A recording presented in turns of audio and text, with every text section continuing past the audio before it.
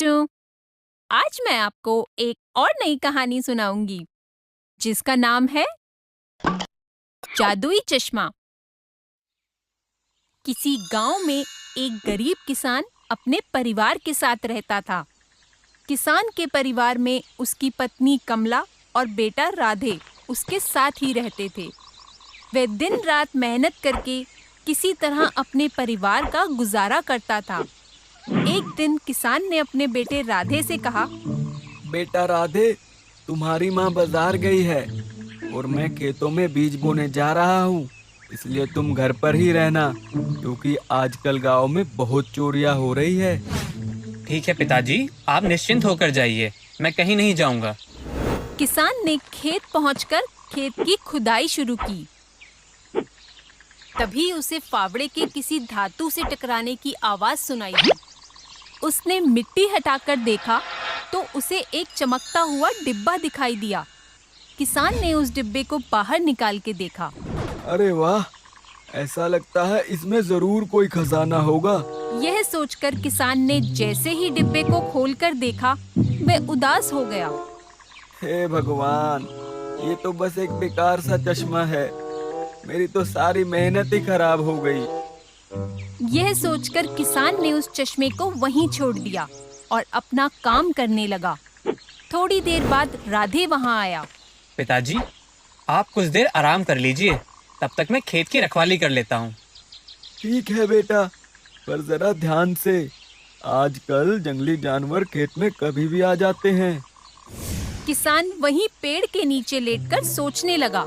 क्यों ना इस चश्मे को लगाकर देखा जाए, कम से कम इस धूप से तो आराम मिलेगा।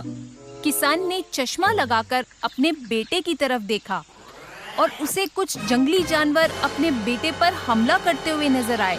उसने जल्दी से चश्मा उतार दिया। अरे अरे, ये अचानक मुझे क्या हो गया था? ये सब था क्या? मुझे तो कुछ समझ ही नहीं आया।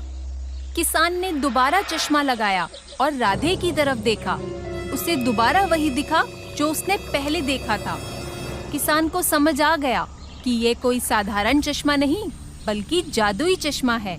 किसान ने जल्दी से चश्मा उतारा और राधे के पास जाकर बोला, बेटा राधे, तुम जल्दी घर जाओ, यहाँ सारा काम मैं खुद ही कर लूँगा। क्या हुआ पिताजी? मैं तो अभी घर से ही आया हूँ, माँ भी घर ही आई थी, फिर आप मुझसे जाने के लिए क्यों बोल रहे हैं?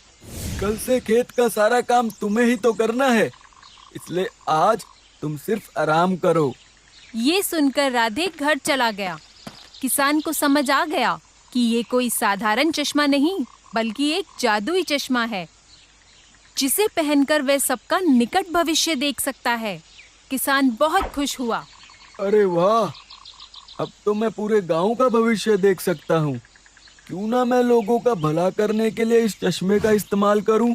किसान काम छोड़कर गांव में घूमने निकल गया। वह गांव के लोगों का भविष्य देखता और उन्हें ऐसा कोई काम नहीं करने देता जिससे उन्हें कोई नुकसान हो। गांव के सभी लोग उसकी बहुत तारीफ करने लगे। एक दिन उसे अपना पुराना दोस्त लल्लन मिला। क्यों ना मैं लल्लन का भविष्य देखूं। किसान चश्मा लगाकर लल्लन को देखने लगा। उसने देखा कि लल्लन को एक व्यापारी जल्द ही बहुत सारा धन देने वाला है। इतना देखते ही किसान के मन में लालच आ गया और उसने आधा भविष्य देखकर ही चश्मा निकाल दिया। क्यों ना मैं लल्लन को उसके रास्ते से भटकाकर खुद ही उस व्यापारी से सारा धन ले लूं। यह सोचकर किसान लल्लन के पास गया।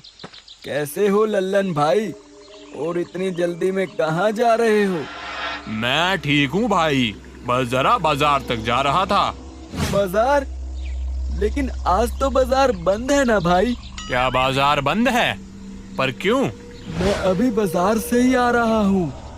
आज वहाँ किसी व्यापारी की दुकान में आग लग गई है, इसलिए आज बाजार बंद है। अच्छा, फिर तो आज बाजार जाना बेकार है। यह बोलकर लल्लन अपने घर चला गया और किसान पैसों के लालच में बाजार चला गया। बाजार पहुंचते ही किसान को अपना एक व्यापारी मित्र मिला, जिसने उसे पैसों से भरा एक बैग देते हुए कहा, अरे भाई, अच्छा हुआ तुम मुझे मिल गए। क्या तुम मेरा ये बैग अपने पास रख सकते हो? क्योंकि मैं कुछ दिन के लिए दूर विदेश जा रहा हूँ और मैं ऐसे ही किसी पे भरोसा नहीं कर सकता। तो क्या मेरे वापस आने तक तुम मेरे बैग का ध्यान रख लोगे?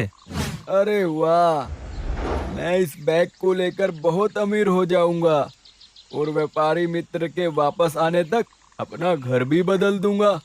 इससे यह मुझे दोबारा कभी भी ढूंढ नहीं पाएगा।